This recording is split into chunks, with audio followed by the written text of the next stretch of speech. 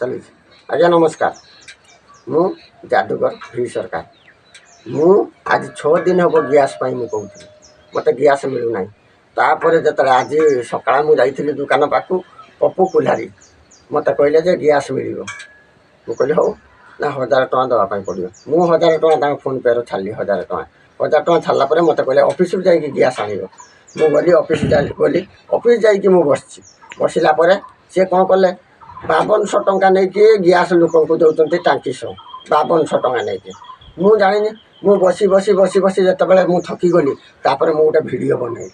ମୁଁ ଯେତେବେଳେ ତାଙ୍କ ଭିଡ଼ିଓ ବନେଇନି, ସେ ଯେଉଁ ପଇସା ନେଉଛନ୍ତି, ତାପରେ ପଛପଟ ଝରକାର ଗୋଟେ ଲୋକ ଦେଖିଦେଲା। ତାଙ୍କର ବି ଲୋକ ଦେଖିଲା ପରେ ସେ କହିଲେ, ସେ କ'ଣ ଛାଡ଼ିଦେଲା ପରେ ମୋତେ ନେଇକି ସାଙ୍ଗେ ସାଙ୍ଗେ ନା ଗ୍ୟାସ୍ଟା ଦେଲେ।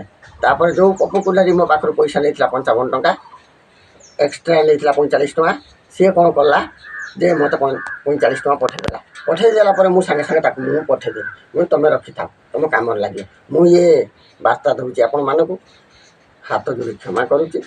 ଆପଣମାନେ ମୋତେ କ୍ଷମା କରନ୍ତୁ। ଇଏ କ'ଣ ରାଜନୀତି ଚାଲିଛି ମୁଁ ଜାଣିନି। ରଖିଦେବା।